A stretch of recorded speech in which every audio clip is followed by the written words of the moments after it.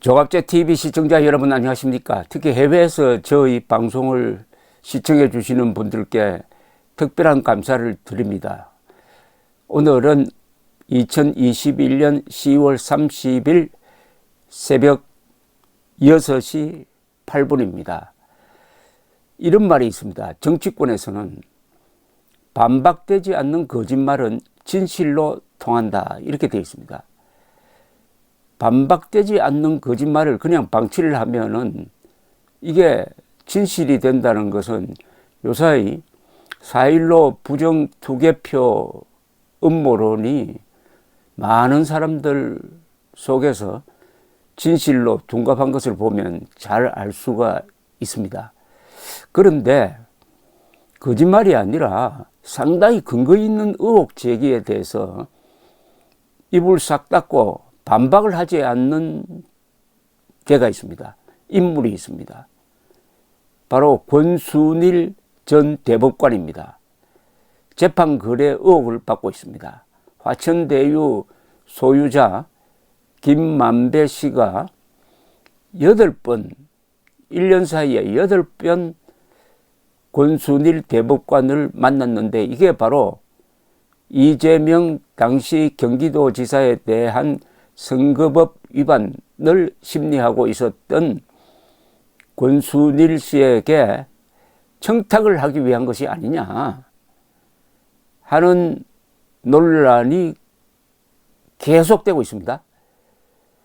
그리고 김만배가 돌리기로 한 50억 뇌물을 받을 사람으로 특정되어 가지고 국회에서 폭로되기도 했습니다. 거기에 대해서는 간단하게 해명을 한 적이 있습니다. 자, 문제는 재판 거래입니다.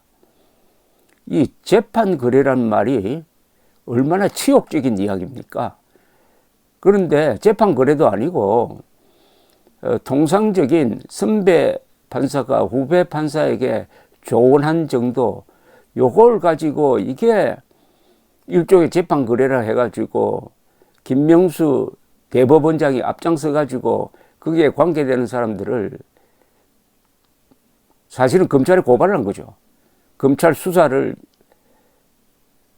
받게 만들어 가지고 우리 사법 사상 가장 큰 치욕을 안겨준 사람이 이 김명수 대법원장이고 그 충복들이라고 볼 수 있는 바로 이 국제인권법 모임 출신들, 동시에 이 법관 대표자 회의와 관련된 사람들 아닙니까? 그런데 어떻게 재판 거래란 말이 이렇게 나와도 법관 대표자들은 회의조차 소집 않고 가만히 있고 김명수 대법원장도 침묵하고 있습니까? 여기 또 하나 덧붙여졌습니다. 이틀 전에 헌법재판소가 임성근 전 판사에 대해서 탄핵할 수 없다 해가지고 각하 결정을 내리고 말았습니다. 국회는 헌정사상 처음으로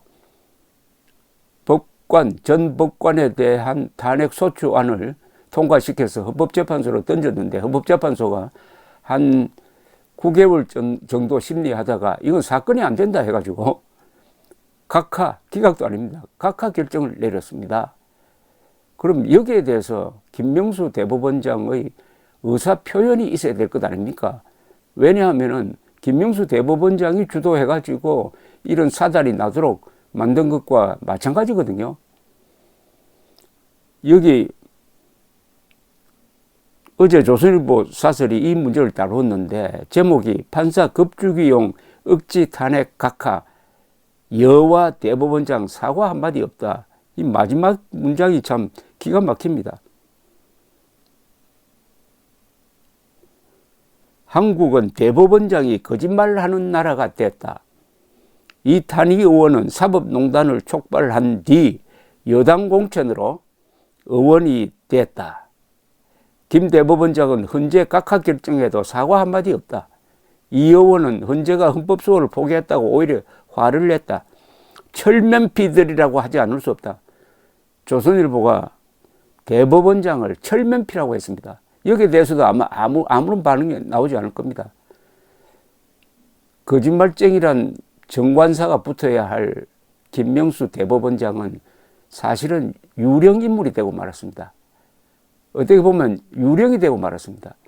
있지만 존재하지 않는, 어디를 가도 김명수 대법원장 나오면은 사람들이 이상한 눈으로, 경멸의 눈으로 보는, 철면피라는 말까지 듣는, 그래도 입 다물고 있습니다. 이 사설의 내용을 조금 소개하면은 이게 왜 문제가 심각한지, 김명수가 절대로 입 닫고 있어서는 안 될 사안인지를 알 수가 있을 겁니다. 헌법재판소가 28일 사상 최초로 법관 탄핵 심판 대상이 된 임성근 전 판사에 대해 탄핵할 수 없다는 각하 결정을 내렸다. 탄핵은 직무와 관련해 헌법이나 법률을 어긴 공무원을 파면하는 조치인데, 임 전 판사는 이미 임기 만료로 퇴직했기 때문에 탄핵 대상이 아니라는 것이다. 법리를 따질 것도 없는 당연한 결론이다. 퇴직했는데 무슨 탄핵을 하나. 말도 안 되는 임 판사 탄핵은 국회를 장악한 여당이 밀어붙였다. 탄핵 사유와 과정이 모두 엉터리였다. 철면피에 이어서 이제는 엉터리란 말이 나옵니다. 임 판사는 후배 판사의 재판에 관여했다는 이른바 사법농단 혐의로 기소되었지만 이게 다 김명수가 벌린 소송이거든요. 1심에서 무죄를 받았다. 판결문에 위헌적 행위라는 표현이 있지만 권유나 조언 정도에 불과하여 재판권 침해는 없었다고 되어 있다. 그런데도 여당은 이 판결문을 1호 증거라며 탄핵에 나섰다. 임 판사의 퇴임을 겨우 한 달 앞두고 그가 1년 전에 무죄 받은 사건을 다시 꺼내 탄핵을 강행한 것이다. 상당수 여당 의원은 탄핵 내용도 모른 채 백지 발의원에 서명했다고 한다. 국회 법사위 증거조사도 건너뛰었다. 한 사람을 겨냥한 린치나 다를 게 없었다. 여당이 임 판사를 억지 탄핵한 이유가 있다. 일선 법원이 김경수 경남지사 대선 여론조작, 윤석열 검찰총장 징계, 조국 장관 사건 등에서 엄정한 판결을 잇따라 내리자 전체 판사들에게 당신도 탄핵될 수 있으니 조심하라고 겁주려 한 것이다. 월성 원전 1호기 경제성 조작, 청와대의 울산시장 선거 관여 등 정권 불법 사건들이 재판을 앞두고 있다. 이 판사 탄핵에 김명수 대법원장과 법원 내 하나회라는 국제인권법 연구회 출신 이 단위 의원이 앞장섰다. 김 대법원장은 임 판사가 사표를 내자 사표 수리하면은 국회에서 탄핵 논의를 할 수 없게 되어 비난받을 수 있다며 수리를 거부했다. 임 판사가 이 말을 공개하자 대법원장은 그런 말을 한 적 없다고 잡아떼었다가 녹취가 나와 거짓말이 들통났다. 들통났다는 표현이 또 나옵니다. 철면피, 엉터리, 들통났다. 이탄희 의원은 사법농단 사건을 촉발한 뒤 여당 공천으로 의원이 되었다. 김 대법원장은 헌재 각하 결정에도 사과 한마디 없다. 이 의원은 헌재가 헌법 수호를 포기했다고 오히려 화를 냈다. 철면피들이라고 하지 않을 수 없다. 이 문재인을 법치 파괴자, 즉 문명 파괴자로 규정할 수밖에 없는 게 법치의 양대 기관인 검찰과 대법원을 경멸 대상으로 만든 겁니다. 법은 칼을 가지고 다니지 않습니다. 법은 국민의 신뢰입니다. 국민의 신뢰가 없는 법은 그것은 폭력으로 바뀌고 맙니다. 김명수와 문재인이 경쟁적으로 법을 망가뜨리고 있습니다. 3월 9일은 법치 수호의 날이 되어야 합니다. 감사합니다.